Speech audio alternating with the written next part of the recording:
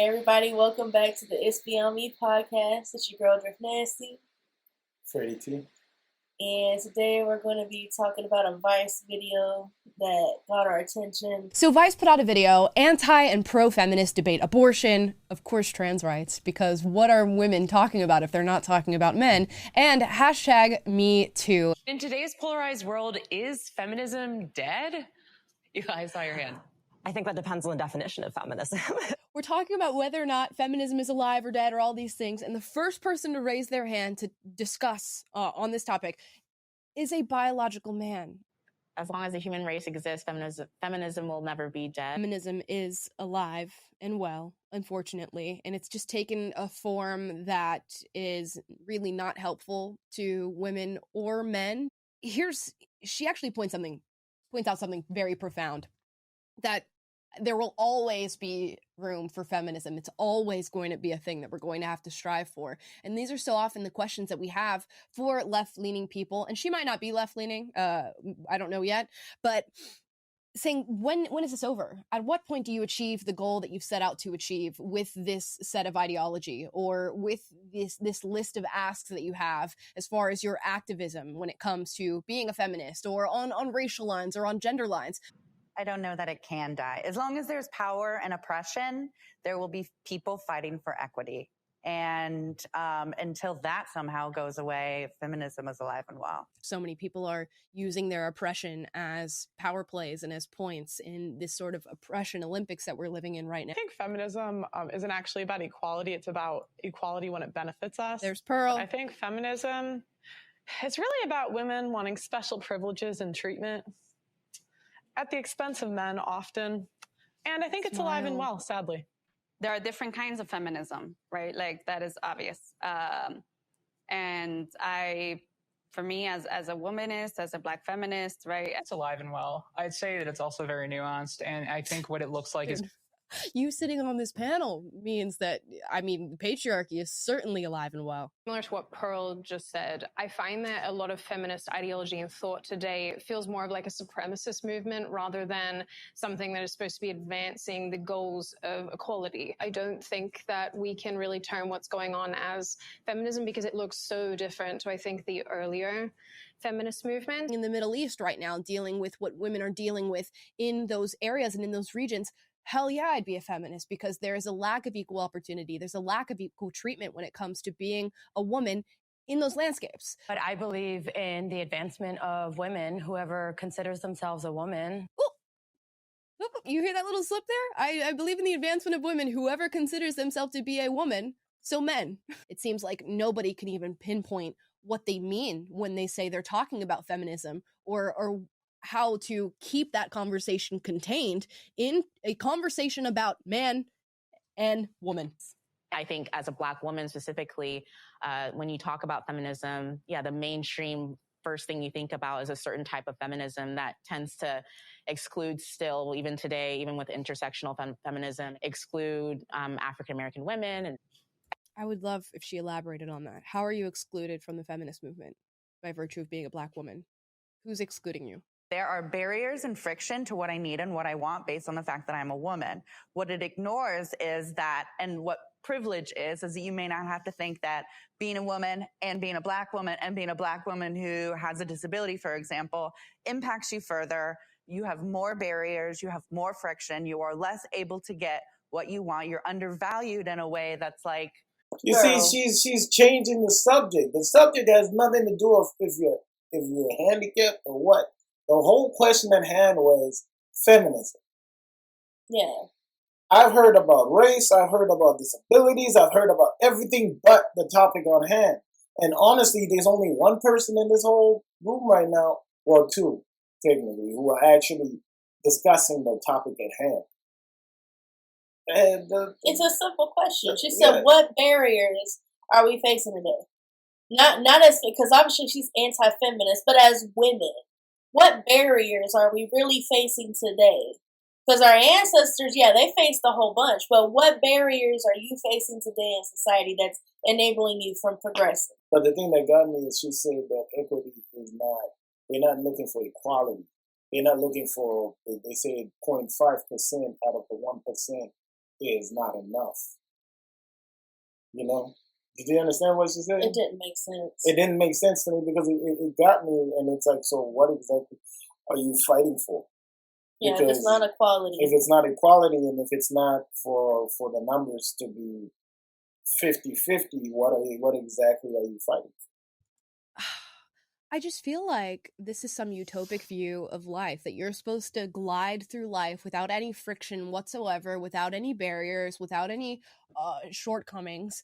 And that's just not life. It's just not how it works. So then when we talk about equity in creating what is equality of outcome, meaning no matter the circumstances, no matter what you go through, no matter what part of life you're in, you are going to have the same outcome as white heterosexual male over here, or black woman over there, or black trans disabled woman over here. That's nearly impossible. And it's not natural. Life is not meant to be frictionless. And I don't know where anybody got the idea that it is supposed to be, but it is not meant to be. See, I disagree with that. I think life is easier if you're a girl. Actually, Yeah, I think there's a lot of benefits that men don't have. I'm not going to speak anything to race. I'm just talking about gender specifically. It's usually like an excuse. Like, honestly, I think as a girl, you have equal opportunity in the world. I think there's benefits. Like, for example, we have quotas for women in specific jobs that are given to us that aren't given to men. So yeah, I would say it's easier being a girl. No, it's because there have historically and presently in most jobs been fewer women because of sexism. How is it sexism when we have no barriers today? So we can pick what we want to pick. It doesn't have barriers. Women don't have no, barriers? they don't. Women, yeah. What's we stopping have no you? You can do whatever you want. None. I can or you can? What's stopping you? But I gotta look at it like, okay, this is the problem. This is what I was talking about. Everybody wants to be a victim. Remember I said it on the last video? Everybody wants to be a victim. Everybody wants to have a label. Everybody wants to use some type of excuse for why they're doing things or not doing things. She's saying it's because I'm handicapped. Which, yes, she won't be able to do everything that every person will be able to do. But at the same time, that is not a limit. That doesn't limit her. She is limited on certain things, but that has something to do with the feminist movement. Yeah, if physically you're limited, as a mentally, woman, I don't think she's limited. Who knows? You know, at the end of the day, we don't know her background, but she seems pretty intelligent. So at the end of the day, I look at it and I say, physically you might have limitations, but mentally you might not. At the end of the day, people forget that some of the best brains in the world were handicapped. Yeah, like her argument is totally separate than the situation that we're talking about. What Pearl is trying to say is that we're not limited in the way of like men are. For example, I'm not going to say 100% of the time, but about 90% of the time, a woman can go up and say something to a man like, "Oh, you look good," or something that is borderline sexual, if not all the way sexual. And 9 times out of 10, they're not going to be hit with a sexual harassment case. You feel me? But they can do. But if a man does that, he goes up and tells a girl, "Oh man, you look good," or "I like the way that your body looks." And that guy's automatically sexual harassment. He's hit, and that's what Pearl's trying to say, that we are honestly limited a lot less than men are in the world. And her point is invalid. She's coming from a handicapped point of view, not a woman. And that's what I was saying. I was like, the problem is she's looking at it as, I'm a handicapped woman. Is the feminist movement working for me? Yeah, which is wrong, and that's what Pearl said straight up, that I'm looking at it as a gender situation. They're not there to actually have a conversation. They're not there to actually learn about what experiences shape the way that they think. They're there to just push through, punch through, call you an ableist, racist, pretty privileged individual, and then move on with whatever their worldview is. Industries that women pick. Let's talk about it. There's a pay gap, but it's because women don't want to do the hardest industries. So you have a lot of different things that can change on any given day to create what you get paid for the position that you're in. And then you want to blame it all on patriarchy. The same arguments over and over. It's like very similar to what I talk about when I go to college campuses to speak about racism. It's like the students come and they're like, what about redlining? What about slavery? What about Jim Crow? What about black maternal death rates? What about police violence? And it's like the same list of arguments all the time, and they want it to be true so bad. It's no longer about actually trying to get to the truth of why something is happening or why we're seeing a disparity. It's all about, well, my worldview says this, so this is what I have attacked. I come from a working class background of Dominican immigrant parents. My mother would not necessarily identify as a feminist. I look to my mother and I do think of her as a feminist. A lot of my ideas and my empowerment comes from seeing her like survive and put food on the table. It's interesting that she says what qualifies her mother being a feminist in her eyes, that she provided and she put food on the table. It's what your mom should do for you. It doesn't make you a feminist. It just makes you a mom. In the U.S., So, like what? What would you like to know an example of? I know you said that there's like barriers. I want to know what barriers in the U.S. today as a woman. Many unbearable hours later. Please give me one. As a woman or as a woman of color? Oh, jeez. I think I'm not going to survive this. And you know what? I started this video being like, Amelie, you're going to stay calm because you would remain calm if you were on this panel. You're going to stay calm because that's how you would talk to these ladies. But it is just incessant. I cannot believe it. Name a barrier that you face as a woman in America. The question could not be more specific. This woman stated a question. And because she stated a question that was upfront, they needed just a straight, direct answer, and they can't give it because it goes against what they're pushing, the agenda that they're trying to push, and the beliefs they're trying to push. All of a sudden, it's stupid.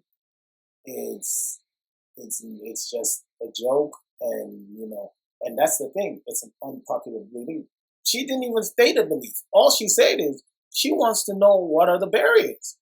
Yeah, it's a legit question between the barriers that you face and the men today. And I think it was a fair question, especially in a room full of women who are probably going to be anti-man. I think it's pretty fair to say.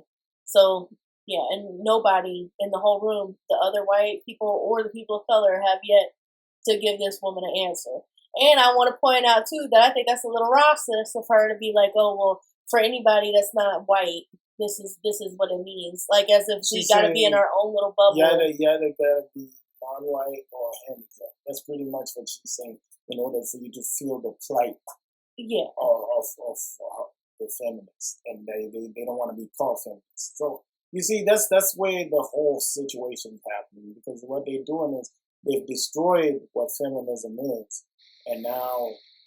And they perverted it into something else. That's like every other belief ever in history. This is the same confusion that's happening all over. Congratulations. That means you have a privilege where you're not facing any friction, and that's showing. And I feel like it's I think as an American, you're very privilleged. I'm not ignoring that. And she was being right, because people fail to understand in America there's a lot of privilege. Yeah.